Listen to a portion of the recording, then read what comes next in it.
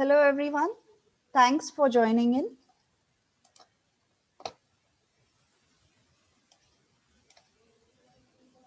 Second February each year is celebrated as the World Wetlands Day to raise awareness about wetlands and the vital role they play in the environment and consequently in our lives.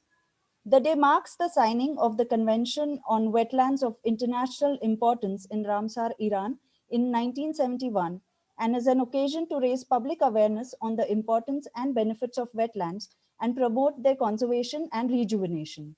In fact, this year is actually the 50th anniversary of the World Wetlands Day.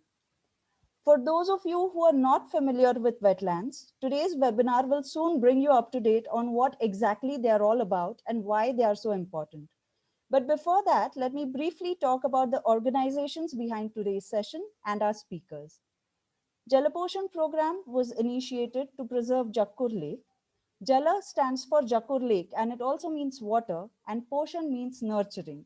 So Jalaposhan aims at nurturing the lake and protecting and preserving it. It is an effort towards natural resource management through citizen and community participation.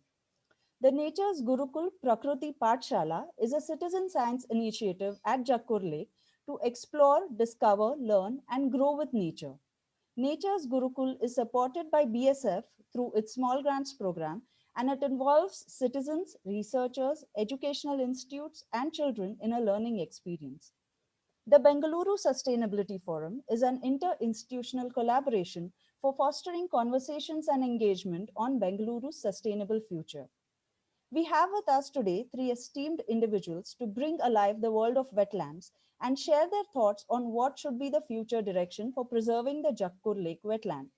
They're pretty well known to many of us already, but please allow me to introduce them again.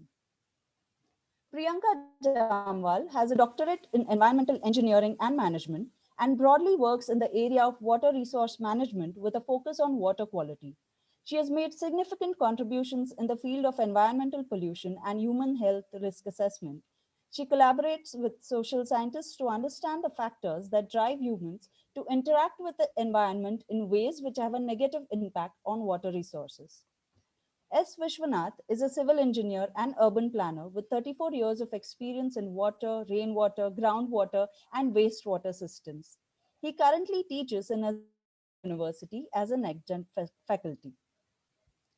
Dr. T.V. Ramachandra obtained PhD in Ecology and Energy from the Indian Institute of Science and presently is a coordinator of Energy and Wetlands Research Group and convener of Environmental Information System at the Center for Ecological Sciences. During the past 20 years, he has established an active school of research in the area of energy and environment and is a member of Karnataka State Wetland Authority. His research interests are in the area of aquatic ecosystems, biodiversity, ecological modeling, Western Ghats ecology, energy systems, geoinformatics, among others. We'll begin with an introduction to wetlands by Priyanka, who will be followed by Vishwanath and then Dr. TVR, and we'll be taking questions at the end of the session. So I request you all to type in your questions in the chat box and we'll handle them at the end. Priyanka, please take the floor. Thank you. Yeah. Uh, Thank you. Thank you so much for the introduction and thank you for inviting me to talk on World Wetlands Day on constructed wetland. So I'm very pleased.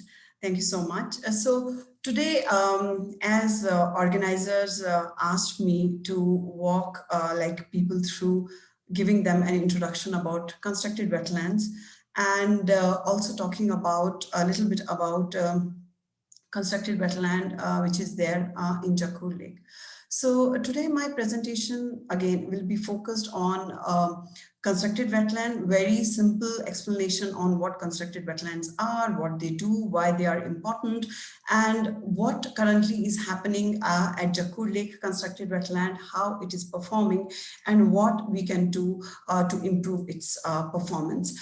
So yeah, without further ado, I'll just start my presentation.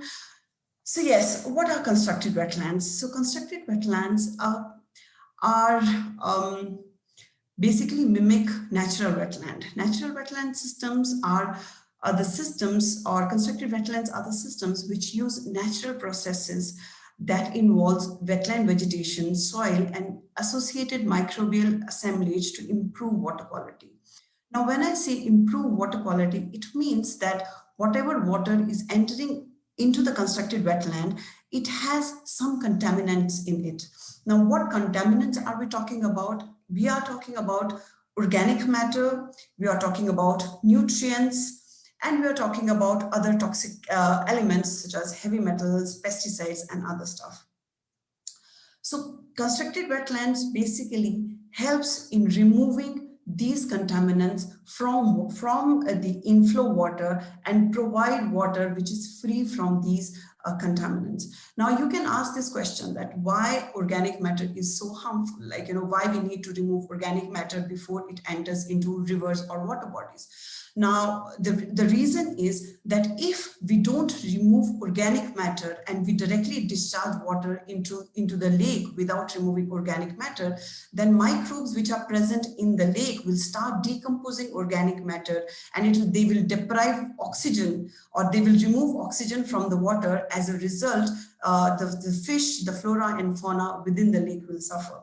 Similarly, it is important to remove nutrients, which is nitrogen and phosphorus, because if we don't remove nitrogen and phosphorus from the water before we discharge it into the lake, it will lead to eutrophication. And what is eutrophication? Eutrophication is the unlimited growth or extensive growth of plants such as water hyacinth, or it is also blooming of algae and cyanobacteria within the water bodies. And constructed wetlands are the systems which helps in removing these contaminants from the water before the water is discharged into the receiving water bodies, which is lakes or rivers. Now you can talk about, I can just give you an example of Belandur Lake. Now Belandur Lake, there has been so many news and negative media attention on Belandur Lake. The reason, because it receives untreated wastewater, and untreated wastewater, when it enters into the water bodies, it deprives water body of its oxygen, and as a result, you see a lot of foul gases, water hyacinth spread over the surface of the lake. And as compared to Jakkur Lake, you can see that Jakkur Lake has a constructed wetland, and we don't see such problems in Jakkur Lake. So yeah, so that is why constructed wetlands are very important, and they are mainly used to treat wastewater and storm water, which contains sediments, suspended solids, organic matter, and nutrients such as nitrogen and phosphorus. So I think now I'm clear why we need constructed wetlands and what basically constructed wetlands remove from the inflow water, the water which is entering constructed wetlands. Now, so you can see in the picture on your right of your screen, you can see this constructed wetland. It is carrying wastewater, and it is spreading wastewater on the surface where there are plants. So plants are basically uptaking nutrients from the water, and they are discharging water which is free of these nutrients. So constructed wetlands are alternative or can use as a additional treatment for a secondary treated wastewater. Now, if you look at Jakkur Lake has a secondary wastewater treatment plant.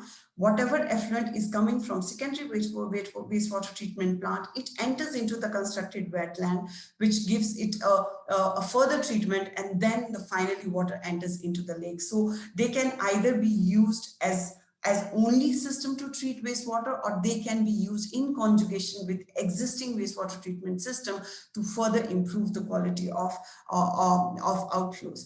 Second is that constructed wetlands are very cost effective, and they are technically feasible as well. Cost effective only when there is not much capital investment required in terms of procuring land area, where, like, in cities it is difficult because the price of land is very high. But in smaller towns, in peri-urban areas, these systems can definitely be deployed, which can help in removing contaminants and promoting clean water, also save water in the water bodies.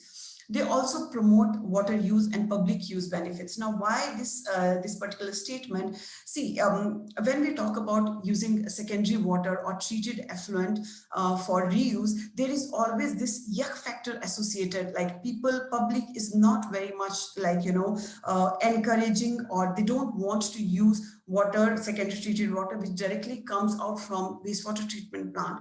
But if the effluent from wastewater treatment plant is allowed to get further treatment in constructed wetland, it helps, like, it removes that that idea of yuck factor associated with it. It gives additional treatment, and people or public is more encouraged to use water which comes out from constructed wetland. Now, when we talk about constructed wetlands, there are two types, like basically three types of constructed wetlands. We call it as surface or free flow wetland system, which is example is in Jakur Lake, where we don't have a substrate media and water is allowed to stay in a algal pond, which is surrounded by a fringe of typha system, which is grown over there. Water stays there. There are various physical, chemical, and biological processes which take place, and we get water which is free of, or which has less nutrients. And the second type of systems are subsurface wetland system, where there is, so you can see surface systems. There are some gravel media which is basically used to construct these wetlands, and water flows through the gravel media and then gets treated by the roots of the plants which is grown on these wetlands. And the third is the hybrid or multi-stage wetland system, where you have both subsurface and surface wetland systems in series or in parallels, the way which you design based upon what effluent quality we expect from these constructed wetland systems. Now, as I have already mentioned to you how these constructed wetlands function, basically they help in removing suspended particulate matters, so there are these physical processes where sedimentation happens, settling happens, and heavier particles basically settle down. Then there is filtration through gravel media. There is chemical precipitation, absorption, breakdown. Like, if organic matter is entering into the system, there are microorganisms which decompose that organic matter. In the presence of oxygen, they convert it into carbon dioxide and water, and then basically we have water which is free from organic carbon. Then the plants which are there on the constructed wetland, they uptake nutrients, they remove nitrogen and phosphorus, and again they make water free of nitrogen and phosphorus, and thereby preventing eutrophication in the lake or in the receiving water bodies. They also help in removing pathogens, because when the water is exposed to sunlight, UV rays helps in removing or in killing of pathogens and microorganisms which are present there. So yeah, there are advantages of constructed wetlands. They are tolerant to fluctuation in inflows. Sometimes, like, there are excess inflows, so they have this capacity to absorb shock loading, where they can, like, can tolerate fluctuation in flows. They also facilitate water reuse and recycling. As I just now mentioned, that people are more accepting water to reused from constructed wetland rather than directly from a wastewater treatment plant. They provide habitat for wetland wildlife and other organisms. They fit harmoniously into the landscape. So just take an example of Jakkur Lake, where constructed wetlands has fit so nicely with the, it has been integrated so nicely with the lake system that people don't even realize that it is a treatment system. It's just a system which provide habitat to different kind of wetland wildlife. It definitely provides aesthetic enhancement of landscape, and it is environmental, and it's an environmental sensitive approach to wastewater treatment that is definitely favored by a general public. So there are obviously some disadvantages associated with the constructed wetland. As I've mentioned earlier, it requires large land areas to achieve whatever goals we have. Suppose if we want BOD levels to be 10 milligrams per liter, so as compared to 30 milligrams per liter, so definitely for 10 milligrams per liter we require large area. Why? Because the decomposition or the processes which takes place within the constructed wetlands are slow. So it takes a lot of time for microorganisms to degrade, whereas in wastewater treatment plants, these systems are engineered to remove organic matter fast, within the time of 8 hours, whereas in constructed wetland, retention time is around 4 days, and it can vary depending upon what outlet quality that constructed wetland has been designed for. So you can see secondary wastewater treatment plant is designed for 8 hours, whereas constructed wetland is for 4 hours, and we can also go beyond 4 days, beyond 4 days, depending upon what effluent quality we want. Second is that effluent quality is not consistent.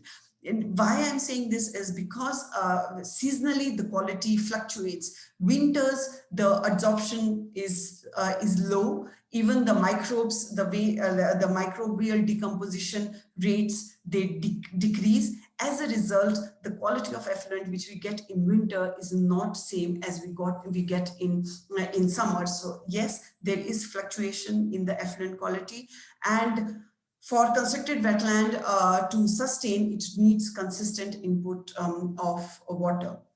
Now, I will quickly walk you through Jakkur Lake. I may like to tell you here that we have been monitoring Jakkur Lake water quality since 3 years now, and I will quickly give you a snapshot of what we have been observing in terms of how constructed wetland is performing, because again, this talk is about what we can do to upgrade constructed wetland and make it more effective.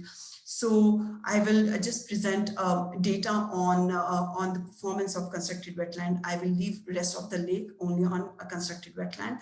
So there are 2 inlets into Jakkur Lake. The number one is the outflow from secondary wastewater treatment plant, and then there is a drain which also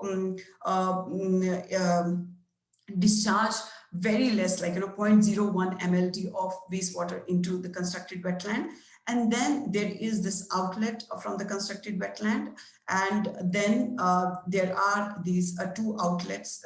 Finally, water enters into Rachna-Halli Lake. So outflow from Jakkur Lake enters into Rachna-Halli Lake. So today I will be just discussing, I will be talking about 1, 2, and 3. So what is entering and what is leaving from the constructed wetland.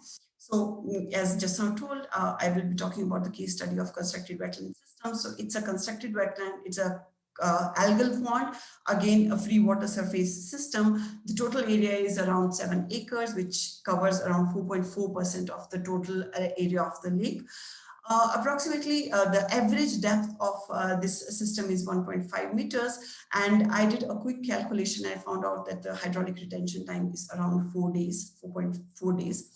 And if you look at the kind of vegetation which grows in the system, it's alligator weed, duckweed, typha, and water hyacinth. Now, the main objective of this constructed wetland is to reduce organic matter. As I've just now mentioned, as I have mentioned in the introductory slide, that organic matter removal is important. If we don't remove, it will deplete oxygen and it will lead to fish kill and all. We need to remove nutrients. Again, nutrients will otherwise lead to eutrophication. We need to remove suspended solids, or else it will lead to sedimentation, and slowly the water holding capacity of lake will reduce. Now, if you look at the table on your right, you will see that there are different physical, chemical, and biological processes which take place within the constructed wetland to remove these contaminants. So when I say organic matter, I refer to biochemical oxygen demand. It gets removed by sedimentation because particles settle down, and whatever is in dissolved form, it gets removed by biodegradation or oxidation and reduction. Nitrogenous compounds get removed by sedimentation, volatilization, like ammonia, it gets volatilized. It can also be uptaken by plants. So there are different processes which takes place within the constructed wetland. I will not dive deep into that, but I would just tell you here that biochemical oxygen demand or organic matter is removed by microorganisms. By decomposing it, it gets converted into carbon dioxide or methane or other gases, depending upon what kind of conditions are there, aerobic or anaerobic. Then nitrogenous compounds, which are nitrogen, they so nitrates can, so basically just wanted to tell you that it's a gaseous cycle, in the sense that nitrogen finally can be removed from the system by converting nitrates into nitrogen gas. The problem is only with phosphorus. So phosphorus remains in the system, so it doesn't get converted into a gaseous phase. It remains in the system. It can only be removed by adsorption or uptake by plants. So here you can see the graphs I have quickly. So basically, this is you can see. The graph, the first graph is about the organic matter which is entering into the system. Now this is concentration data, which is in milligrams per liter. You can see the organic matter which is entering from drain is very high, the average is around 60 milligrams per liter. A lot of fluctuation depending upon what kind of waste is getting disposed in the drain. Whereas in STP, it's around, average is around 30 milligrams per liter, for which the STP is designed. And if you look at the wetland, gas BOD level in the wetland at the outlet of the wetland has reduced.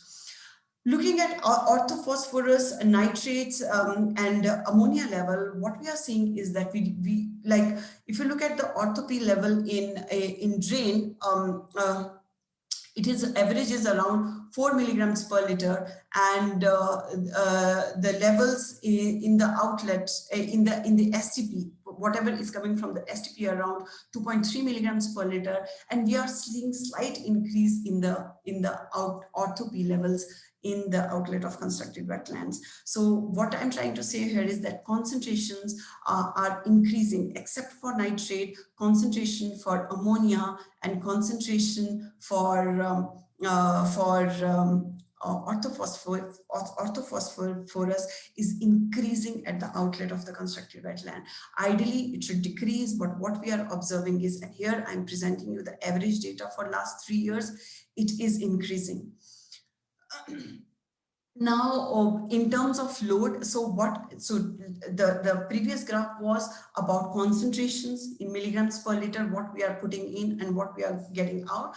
Here, I'm giving you a snapshot of how much kgs per day of contaminant is entering, and how much is getting removed or how much is getting inputted into the lake. So you can see that STP, before it was upgraded, it was releasing 10 million liters. MLD stands for million liters per day. It was releasing 10 million liters of effluent, of secondary treated effluent into the constructed wetland. Then we had northern drain, which was releasing 0.01 MLD.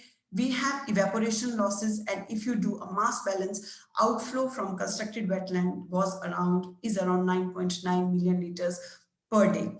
Now, if you look at the load data, load is how much kgs per day of contaminant is entering into the system. Now, we did the quick calculation, and we found that the orthophosphate, around 1 kg of orthophosphate is entering into the lake. So rather than removing, so you can see nitrate is definitely getting removed because, and there are again uptake by by plants, plants, but in case of orthophosphorus, what we are seeing is that there is a net increase in the ortho P levels at the outlet. Now, this increase could be because the total phosphorus which is deposited in the sediments is getting mineralized, and because of the mineralization, it is coming back into the water column. Now, internal loading, even if you look at the literature, there are a lot of literature which suggests that internal loading contributes significantly to the phosphate or to the reactive phosphate in the water.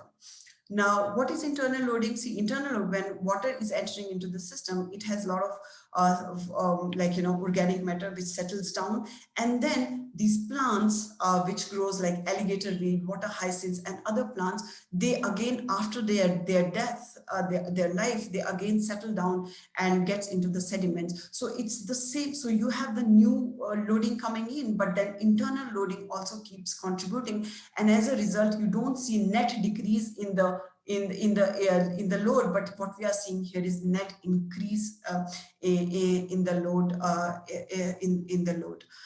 So Priyanka, I'm sorry to interrupt, but yeah, I just wanted to let you know that 15 minutes are up. Yeah, this is the last slide. So if you could wrap, yeah, thank you. Last slide. So basically what I'm trying to say here is that, again, you can see that phosphorus is becoming soluble because of anaerobic conditions. Now, how we can do that? Therefore, we have constructed wetland. It is very good, but maintenance of constructed wetland is the key. We need to remove, so phosphorus need to be removed from the system. So when there are plants, they need to be harvested at regular intervals so that they don't contribute to internal loading, because these plants, when they will grow, they die, they settle down, and again they will keep contributing to the internal loading.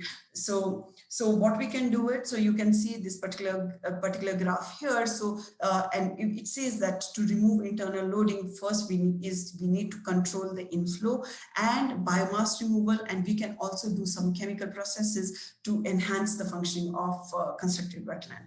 Thank you. I'm sorry for exceeding the time, but yeah, thank you.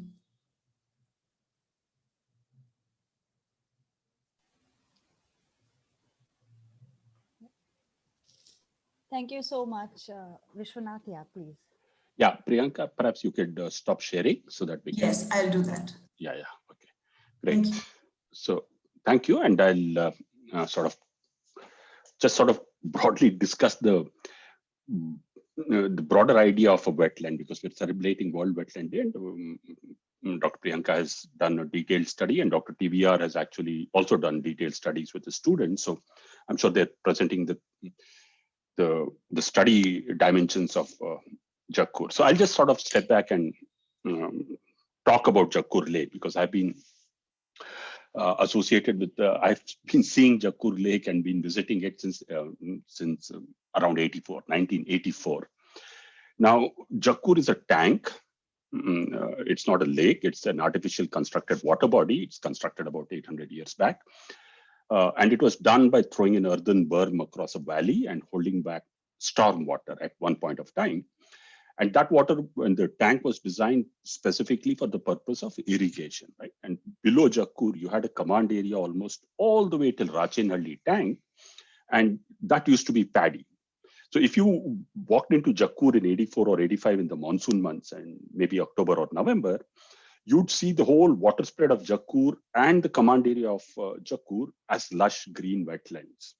Water wetlands are places where water and soil coexist, and therefore you have a particular kind of plant growth and also biodiversity, which adjusts itself to seasonal flooding and seasonal drying up, right?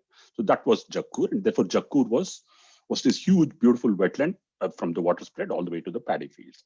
Now, slowly the paddy fields disappeared as Bangalore urbanized, and Jakkur as a tank lost its role. There's no role for it because there's no role for a non-irrigation tank in the urban context. And therefore, we have to find new roles for Jakkur. And therefore, there's this philosophical point with the wetland. Dr. Shankar from IIT Mumbai keeps repeating it. He says that all inland water bodies strive to become land. All inland water bodies, especially artificial water bodies like tanks, strive to become land. How so? Because they foster the growth of plants. These plants grow, they fix carbon from the air, they die, they become sludge, and slowly it becomes carbon rich, and then that water body would become land. Eventually, it would become land. So that's the nature of any water body which has been artificially constructed. In the old days, the farmers would remove the silt, and therefore the water retention capacity of the tank used to be maintained because the silt was very valuable to the farmland. The farmers would put it on the farmland, and because the silt was nutritious, it would also foster excellent growth in the command area. Now, silt removal has is not happening. So that's the challenge in an urban water body. What do you do with the silt, and what do you do with the phosphate and nitrate deposits that are occurring? Now, usually with constructed wetlands, we take an instrumentalist or a human-centric view of the wetland itself. I mean, we want the wetland to do something for us. We don't want the wetland to be what it is naturally, but we want it to, let's say, remove nitrates, remove phosphates, remove BOD, and so on and so forth, which is a human-centric view, and I think perhaps unfortunate in this present day and time. For example, why do we do this constructed wetland in Jakkur? We want to do it so that we preserve what is called a water body, and we want to see water 365 days a year, 366 a leap year, and we want commercial fishing to occur there. So the fishing which is in Jakkur is now commercial fishing. There's no natural fish or local fishes which are cultivated.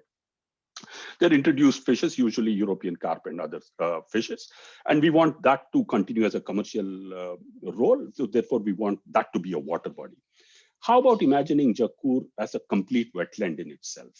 The whole of the water spread as a wetland, which would be a fantastic biodiverse space. Within the wetland itself, you could introduce local fish, and therefore you would have fish, but there would be no commercial fishing. And that place would be a home for painted storks, for pelicans, for a vast diversity of birds, right? Now, that's the kind of imagination we hesitate to think of. We want to clean the water, keep the water as a water body, and therefore we have to invest in energy. Now, the constructed wetland, as Dr. Priyanka explained, and as Dr. TVR will also tell you, can only do a sort of a limited role. What is essential for the survival of Jakkur as a wetland and as water, because this year's theme is wetlands and water, right, for World Wetlands Day, is that no raw sewage should enter the lake, which means that the sewerage network in the watershed, in the wastewater shed, should be perfect. It should collect every drop of raw sewage.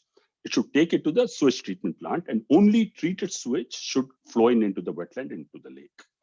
Right now, the Jakkur STP has been upgraded to tertiary treatment with another purpose. They want to take the water to a power plant, but it's called the fixed film activated sludge process. And it's also been designed to remove phosphates, to reduce phosphates less than 1 milligram per liter. And that's what's happening now over the last 1 year. So we've fixed the sewage treatment plant, but we've not fixed the network enough to pick all the sewage and bring it into the sewage treatment plant. So therefore, the focus of our attention, if we want to preserve the wetland of Jakkur and the water quality of Jakkur Lake, should essentially be on the sewerage network and on the STP, and clean that up. Which means that we need huge investments in sewerage networks, not on the wetland itself, right? And we have to take a call on commercial fishing. It's providing a livelihood, but is that livelihood essential, and is it necessary? Because once a water body is there, it comes into the fisheries department and they have to lease it out, and therefore fishermen make a living out of it. The wetlands themselves have a very different set of livelihoods which occur with them. A lot of the grass, especially the alligator weed and some forms of grass, are removed by cattle rearers. Previously, they would bring their buffaloes and cows into the wetland space, and they would eat there, and then they would go away. And therefore, the dung beetle was prevalent in Jakkur Lake. Now you don't find the dung beetle. But if we encourage this livelihood aspect, allow them to go to the wetland and remove the grass, and remove the alligator grass, and take it for cattle feed, the more we encourage it, the better mass balance and better the wetland will behave. However, this has consequences on bird biodiversity. The disruption of livelihoods should not disturb the birds, especially when they're nesting or when they're roosting. So there's some kind of a trade-off between those two which needs to occur, right? However, it's possible that livelihoods and ecology coexist, which is a distinct possibility with the Jakkur. The other thing with wetlands is if we remove the instrumentalist viewpoint, when we remove that functioning and we look at it purely from a livelihoods perspective, you find very interesting things happening. In Tumkur city, a young colleague of mine, her name is Rakshita, has documented the cultivation of a medicinal crop, an Ayurvedic medicinal crop called Baje. Roughly about 300 acres of Baje is being grown by using wastewater, a part of it treated and a part of it untreated. This Baje is a wetland crop. So it does very well with wastewater. It does very well with submerged conditions. And it sells for a higher price than, let's say, paddy or other crops that are grown there. And therefore, it provides a lot of livelihoods to farmers. Now, that's possible in the Tumkur context and in the lakes of Tumkur. The wetlands can be preserved because there's agricultural land around. In Bangalore, because we disturb agricultural land, we have to do a lot of circus to keep our wetlands alive, which is unfortunate. So my final thoughts for Jakkur is, let's imagine not 7 acres of Jakkur as a wetland, but perhaps 20 acres to make a beginning. And perhaps we could imagine the whole of Jakkur as a wetland also, if we want to, as a future step overall. Complete wetland, a natural wetland, not a constructed wetland. Then we don't have to monitor the BOD of the water. We don't have to monitor the nitrates and phosphates, because in a wetland, the measure is biodiversity. The measure is not water quality, which is something that we impose on lakes and water bodies. So can we think of it as that? And let's celebrate the wetland for what it naturally is in terms of the aesthetics, just spending time on the wetland, looking at biodiversity, looking at a sunset, looking at nature and allowing nature to exist as it should, but not for a purpose of human beings, is perhaps the way to go with Jakkur and with many of our wetlands. It should not be seen as, wetlands should not be seen as wastewater treatment systems, but wetlands should be seen as biodiverse systems which should exist for biodiversity itself. So that's briefly what I wanted to share with you, and I'd be happy to leave it to Dr. TVR to put forward his facts. Thank you. Dr. TVR, the floor is yours.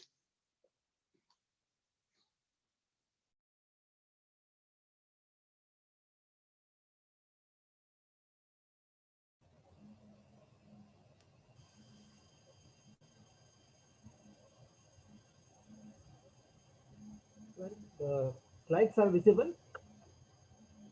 Yes, sir. Yes. Yeah, good Thank evening to everyone. Thank you very much for inviting me to the World Wetlands Day. I know the theme of this year is on the water. Of course, all of us require water. Some require more water. So let me illustrate how the wetlands help in getting the water. So of course, I am from Indian Institute of Science. And when we look at the wetlands, the functions of wetlands, wetlands have not lost the relevance, whether it's urban or a rural setup. If I look at it provides supports the livelihood, as Vishwanath was talking about it, in terms of fish, fodder, washing cloth, agriculture, etc. Then also in regulating services, groundwater recharge, it happens. Then bioremediation, that means the groundwater never gets contaminated when the wetland is functioning. And also it moderates the microclimate. As urbanites, we require all these acts.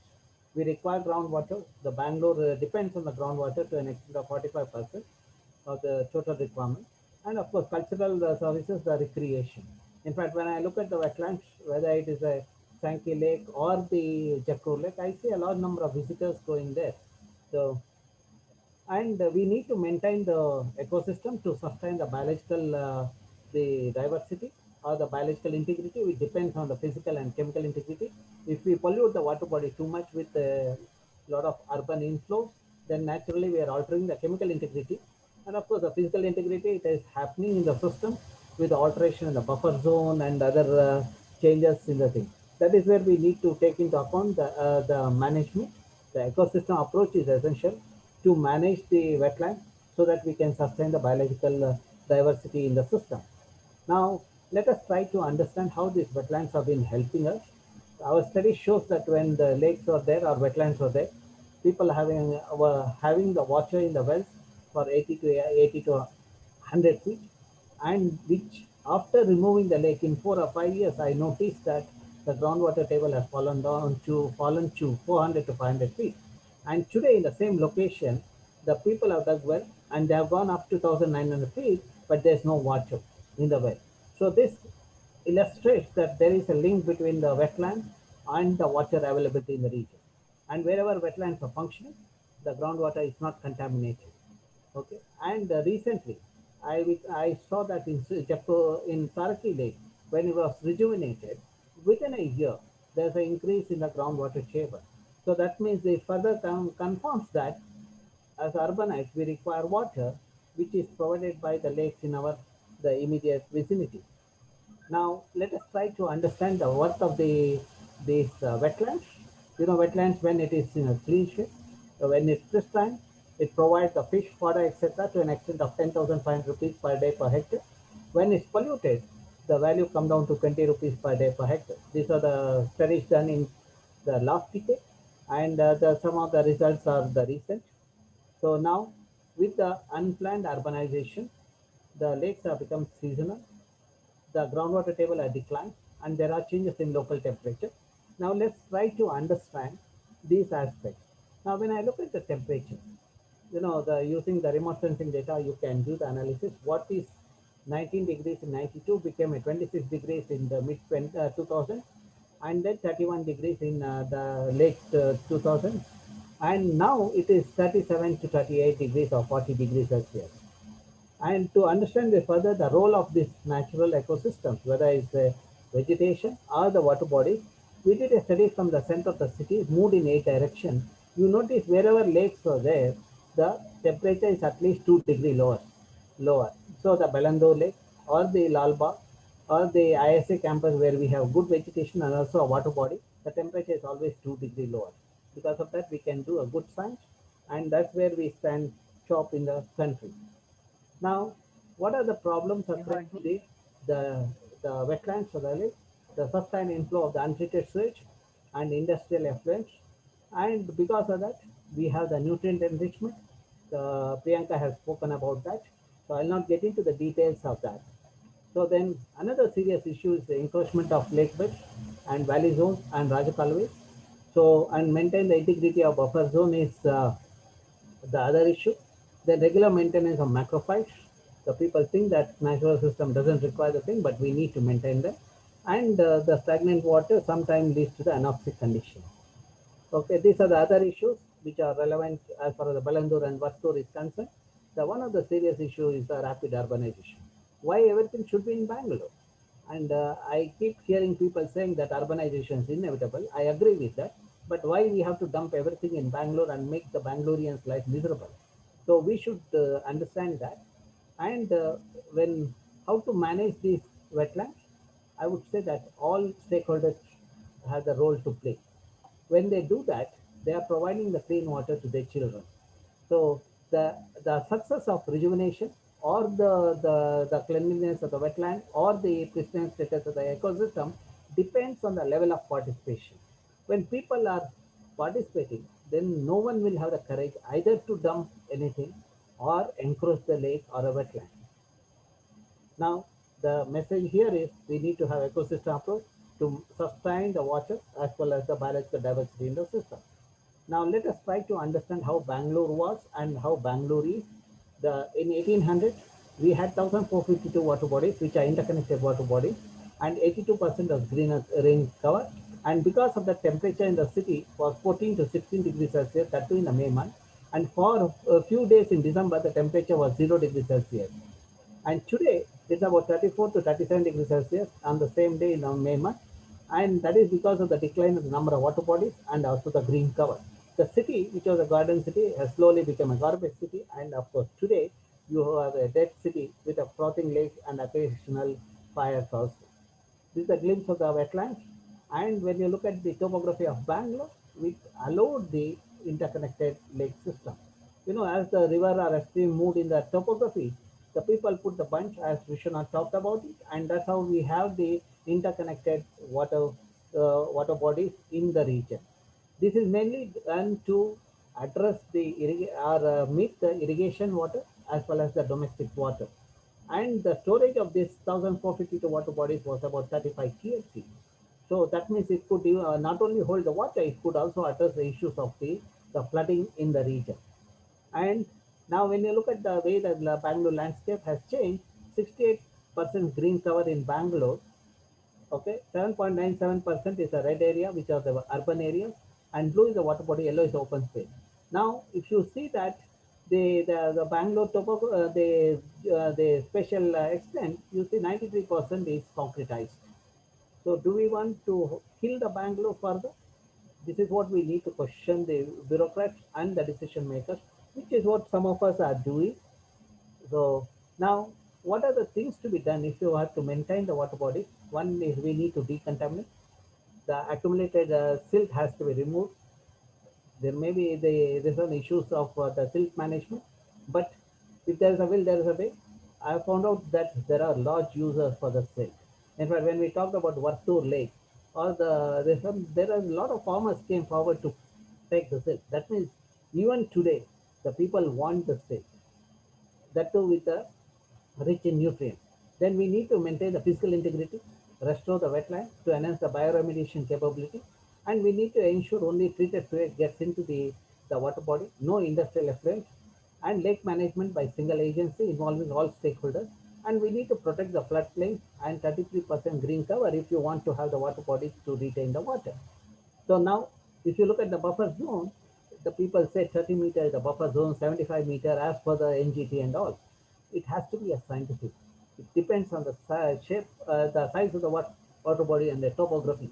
And one need to understand the role of vegetation in the buffer zone, because it allows the water to percolate and the water get recharged. And because of that water, there is a lateral movement during the post monsoon, so that you will have the water during the post monsoon in the lake. That is because during the monsoon you have water because of the rain. Whatever the water stored in the water zone moves laterally, and that's how you have the water for the next 4 months. And water that is deposited in the saturated zone, you have it in the lake or river as the base flow. So that's how to sustain the water in the lake, one needs to have the buffer zone. And also to buffer zone helps in the absorbing the shocks during the flooding or the high intensity rainfall. Now that is where riparian the vegetation helps. It also helps in the maintaining the quality of the water. If you look at the earlier, the lakes were interconnected. Today, if you look at the lakes are all they not interconnected. They are all. If you see that there is the break in the continuity of the drain, that you can see the very influential fellows are sitting on this drain. We need to evict these influential fellows and also the debris that are dumped in the thing. Both are doing the havoc in the water system in Bangalore. Now, the people have converted the lake into the other purpose. That's where it becomes a vulnerable pocket for the flooding. So you can address the flooding by managing the wetlands or the water bodies in the region. So this I had talked about it, groundwater recharge. And now when you look at the lake, it's happening throughout the region of Bangalore. Lakes are polluted and abused, and wherever people are active, I see the less instances of abuse of the water body. The good example is Jakkur Lake and the Saraki Lake, and there are many more, Rachanhalli Lake, and there are some good cases. It also helps in rainwater harvesting also. Now the lakes, the way we are abused is dumping the solid waste, people encroach. Then you have the Lakeview apartment coming up. Even in Jakkur, I'm surprised to see and shocked to see there are some intense construction activities happening in the closer to the lake, which is going to kill the lake. And the sewage will start flowing from this apartment, and people who are away, they send it through the tankers. And this lake, Belandur, receives a large amount of untreated sewage. You know, the lake which was like this in 90s, today it looks like this. You know, this is not a wetland. This is actually is infested with a weed. There's a difference between a wetland and the infestation of the weed.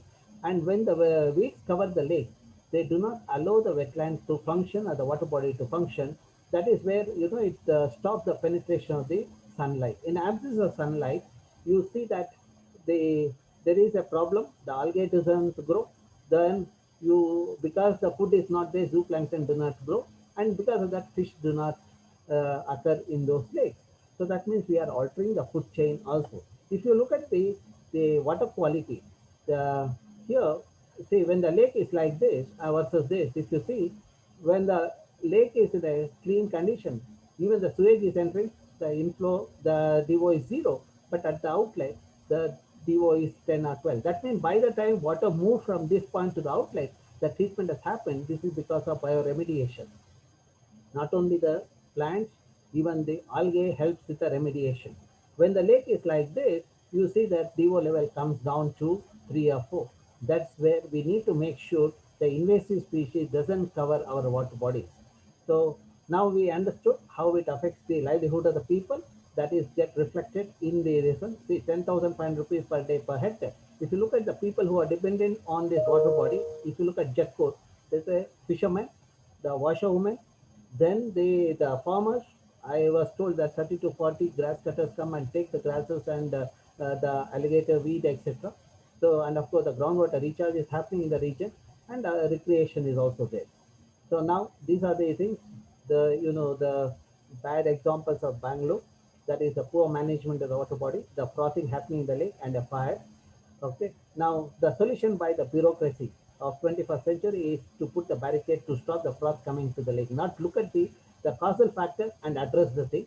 But fortunately now the government of India through BIS has come with the restriction on the phosphate used in the detergent. I hope things might change with this. So now the phosphorus in detergents was the root cause for the frothing in the Belandur and Vattur lake. That's what our study shows. And that is where we have been talking to the industries as well as the government, and we are pushing for can we take advantage of the phosphorus that is getting into the system? How to get extracted, and so that, phosphorus is a limited resource. You do not have the phosphorus, it's only in some countries like Mongolia, China, etc.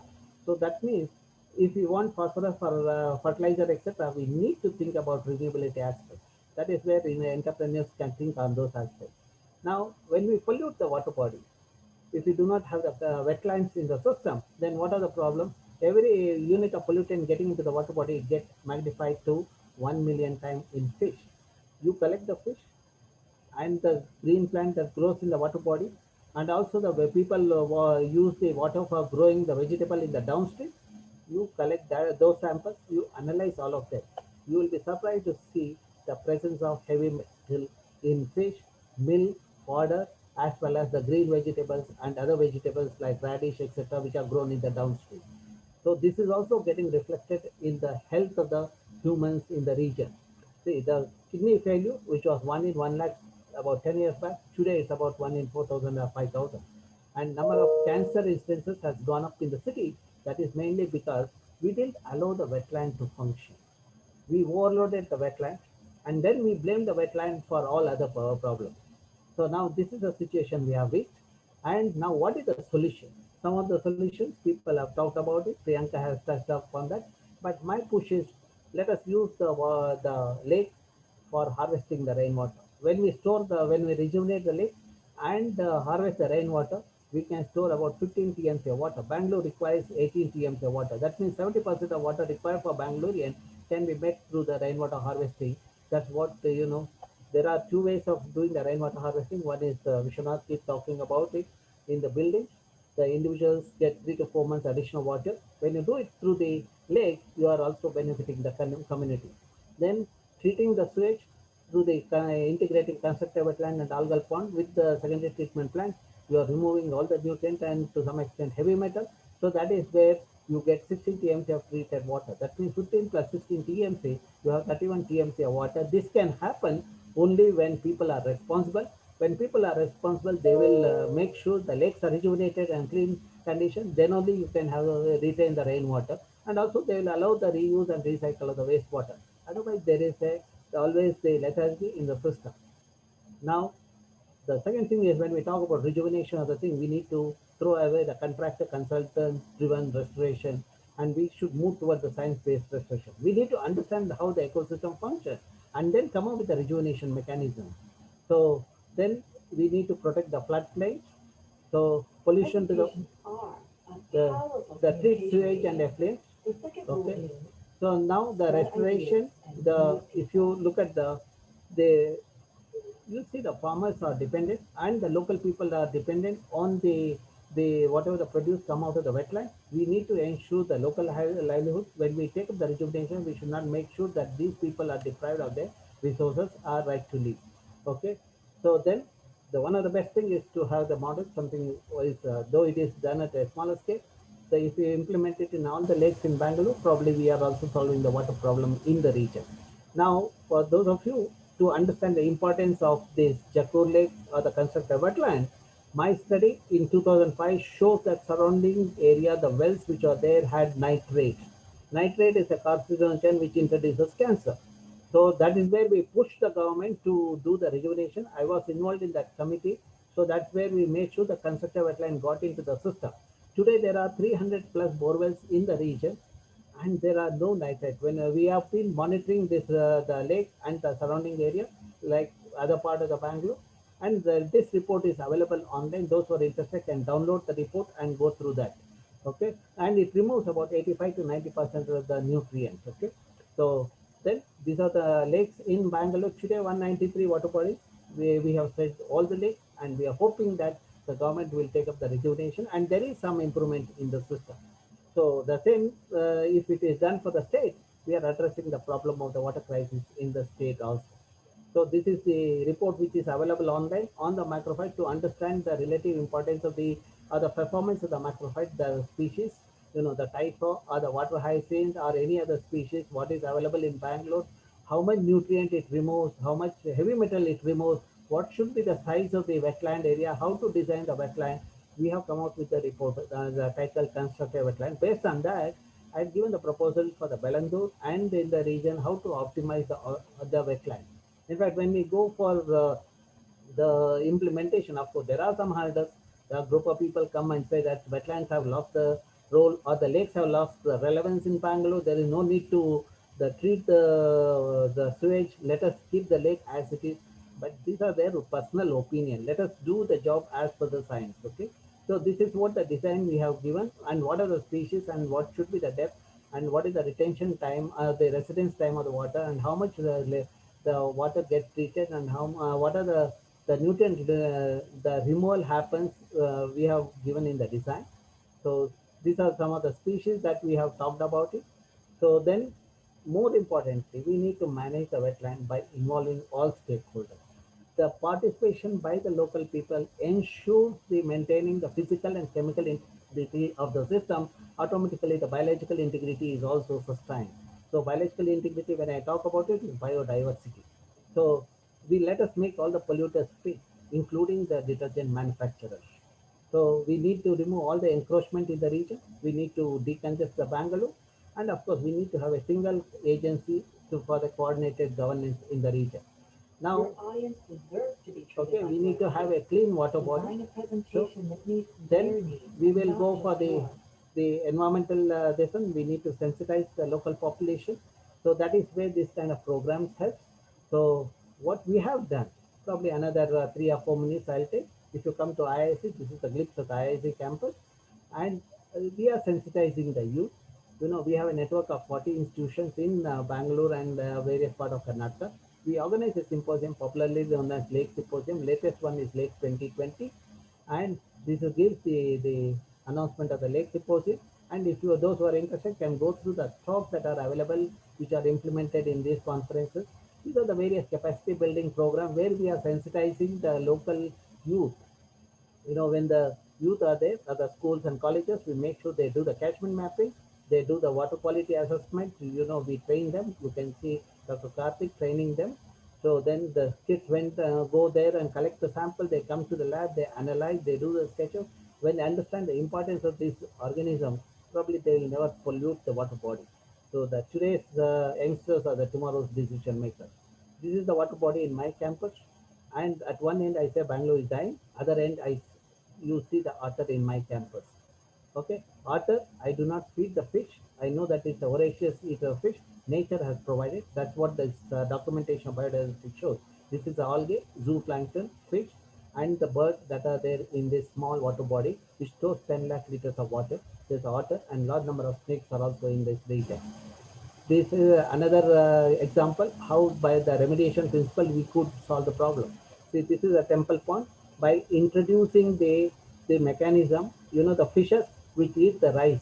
This is a temple pond where the rice balls were left in the water. So that used to contaminate the water body. So when we address this problem, that provided a job to the local youth, and the water body looks like this for the last 3 years. This report is available online. Those who are interested can go through that. Okay, and wherever I have met people, we have made sure that they create the water body, because all requires water. In fact, this region was the because of the the water crisis, they had understood the importance of the water. So then they met me, and when we gave a proposal to create the water body, they created within a 3 or 4 weeks. So that success is because everyone was there. Where youth is there, the conflicts are minimal. So that's where they implement the session. The people at my age, we keep questioning the everything. We say, what is the basic, what is the proof kind of thing.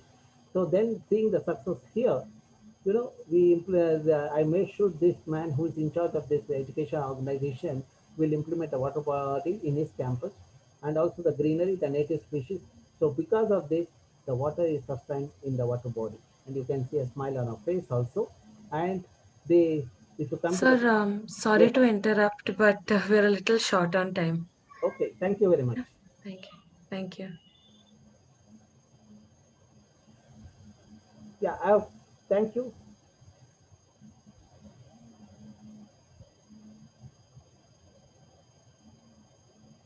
Okay, sorry, sir. Yeah, it's almost 7, and we are here till 7:15. So maybe we can take some question answers. There were a couple of questions that have been asked.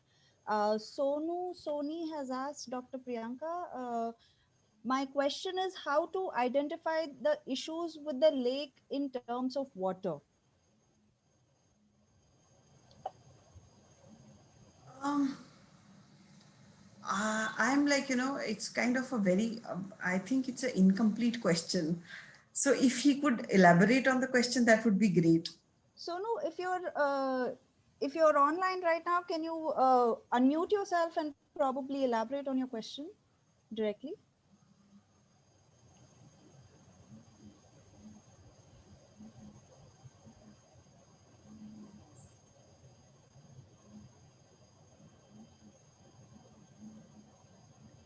It looks like she is probably not here right now. I guess we can take the second question, Yeah. which is how to implement such a setup on a small scale. Like in our farm, we have a canal carrying sewage water. Can it be treated and used for farming purposes?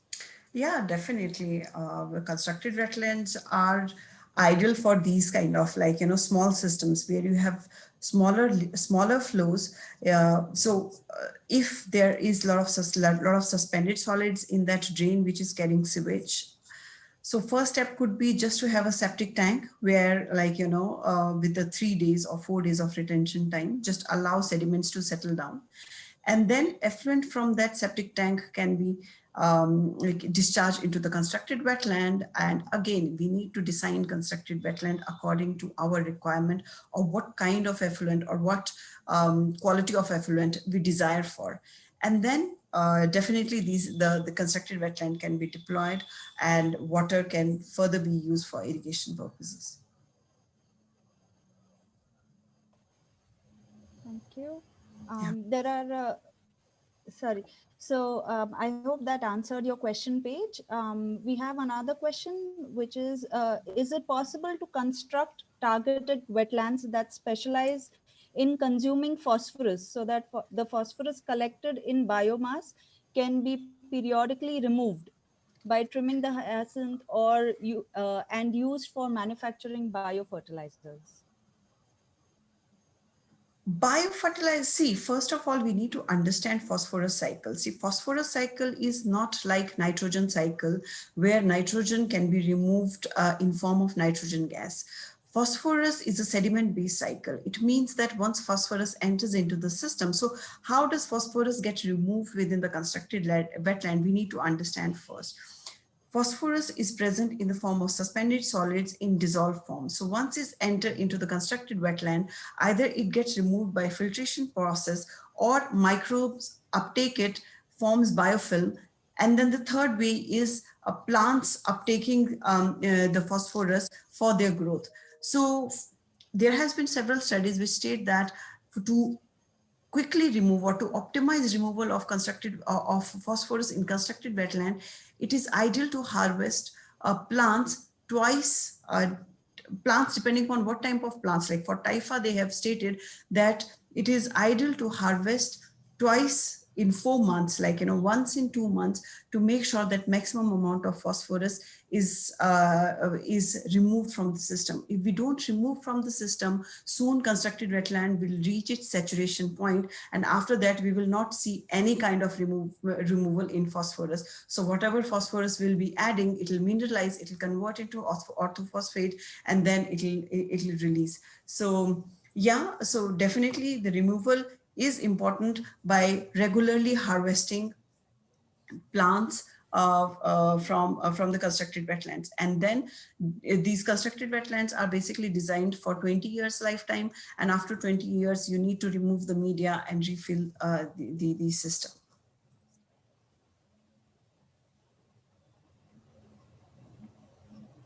Thank you. Dr. TVR, there's a question for you. What was the base data analysis that was used to determine the design of the wetland? Is it available for us to read? Well, there is a report titled Constructed Wetland, wherein we have talked about what are the design parameters and what is the quantity of the sewage one can handle, what should be the size of the wetland, and also what kind of species. More importantly, how to design the thing based on the species and also the residence time. So, for example, for about a million 1 mld of sewage for treating with a nutrients, you require about 1.5 hectares of the wetland.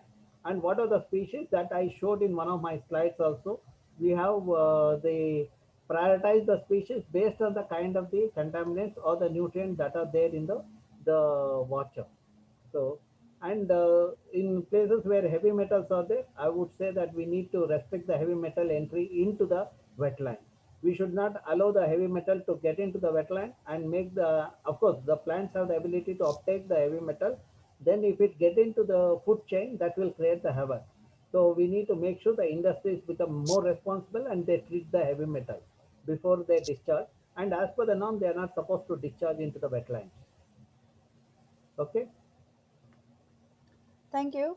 Vishwanath, there's a question for you: how to deal with conflicts of perspectives among stakeholders involved at the lake? And maybe you can also elaborate a bit on the role of stakeholders while you answer the question.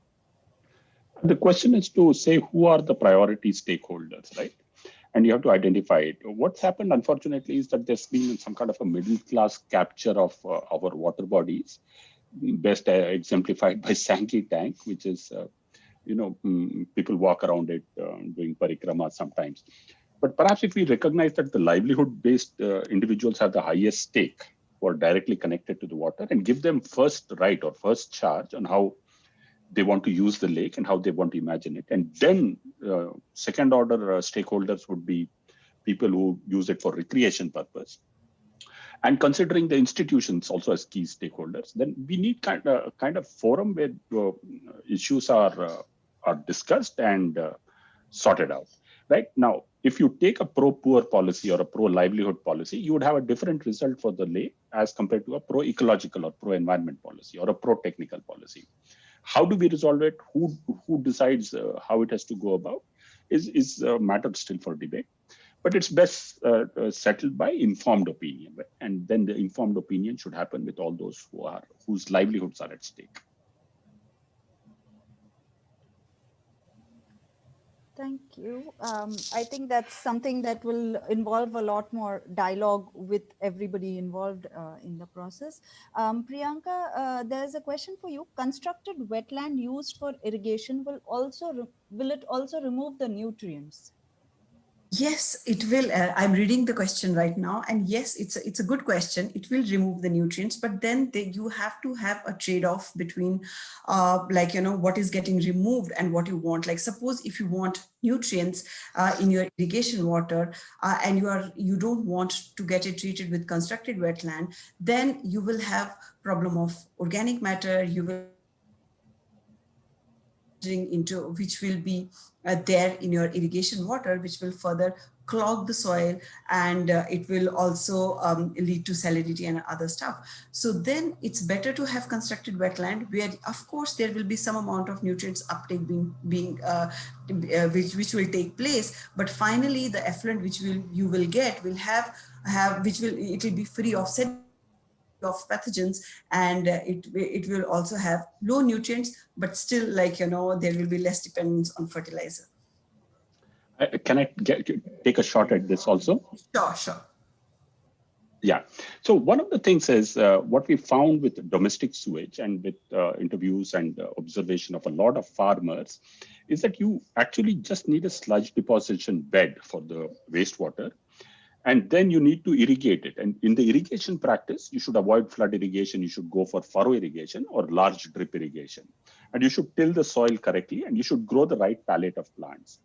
So actually, in my opinion, a constructed wetland is an overkill if it comes to the reuse of wastewater, that is domestic sewage, for agricultural purpose. There are many examples, and I'd be happy to help you around with that. The soil is one of the best treatment of wastewater. And so you don't need the intermediary of a constructed wetland. The soil itself can remediate a lot of the pathogens and a lot of bacteria.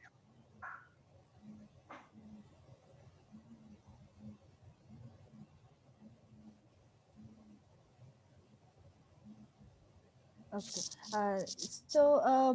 Another question directed at Dr. TVR is, was there a maintenance plan in place when the wetland was designed? What was it?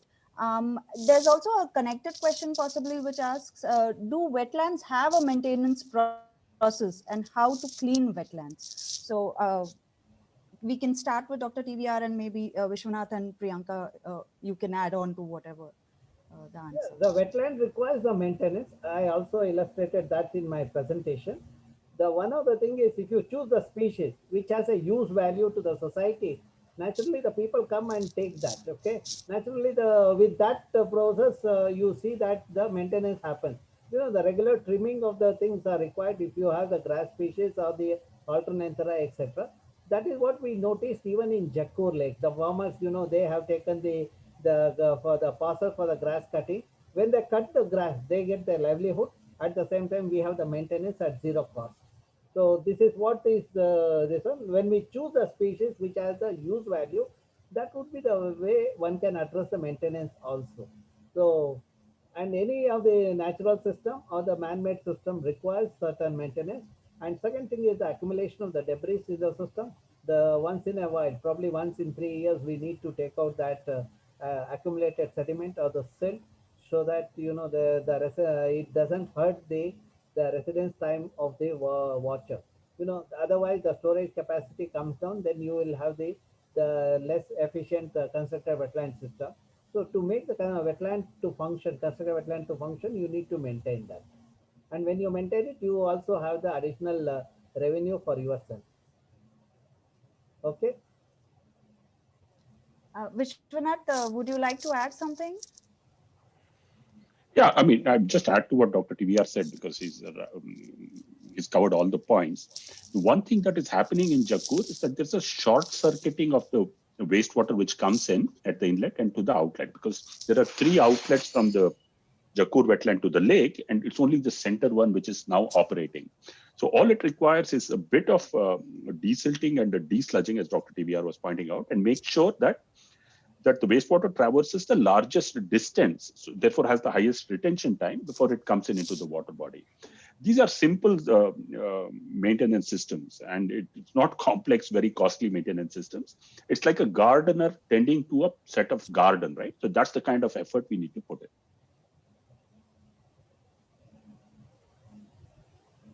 So thank you very much. Vishwanath, Dr. Ramachandra, and Dr. Priyanka.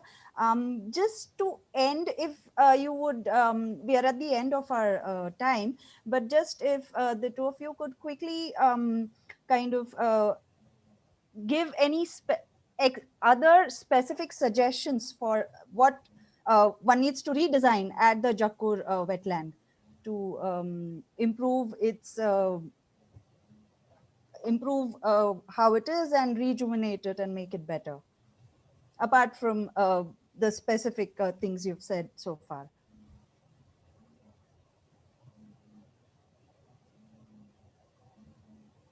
I think Vishwanath has already addressed that in the last answer. Vishwanath and myself, we have tried to address that. What is required for the thing is the whatever the silt that has accumulated, we need to remove that. That's one thing. Second thing is arrest all the untreated sewage that is getting into the thing, into the water body directly. So if we can do that, I think we have solved the problem of the Jakkur Lake. It is not a much serious problem. And the third serious problem I see and I visualize is that the encroachment of the buffer zone. There is supposed to be no construction, and slowly I see the construction activities are happening. Some apartments are coming up. If we can address that, that is where we have to bring in the awareness among the local people, especially the youth, sensitizing the youth. So when we talk about the rejuvenation of the lake or the remodeling of the lake with the wetland, we need to keep in mind that we need to also bring the awareness in the local public, especially the youth. Once the youth feel that the water body is there, then I think no one can abuse the water body. So the link between the wetland and the water, we have to highlight to the youth. And once they understand the importance of that, probably they will conserve it or protect it. Okay.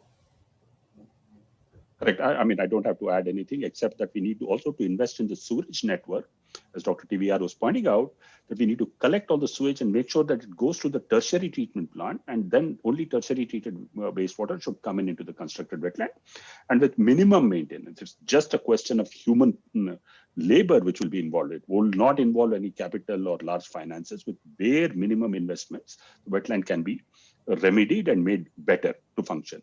Plus, we need a series of communication material, as Dr. TVR is pointing out, to make sure that the people, the community knows what the role of the wetland is, how does it function. That kind of information has to be more projected at Jakkur Lake and made available to everybody, all concerned. Thank you so much to Vishwanath and Dr. TVR for these suggestions and for taking time out to talk to us on World Wetlands Day. Thank you to all the viewers who have joined us this evening. And also let me end with thanking Jalaposhan and Nature's Gurukul for taking the initiative to organize this event. And hopefully we'll see each other at Jakkur Lake, and we'll try to bring these suggestions into practice. Thank you so much. You missed Dr. Priyanka Jambal. No, big thank you to her. Yes, very sorry about that. She unfortunately had to leave at 7:15, but yes, a big thank you to Dr. Priyanka Jambal. Perfect, thanks.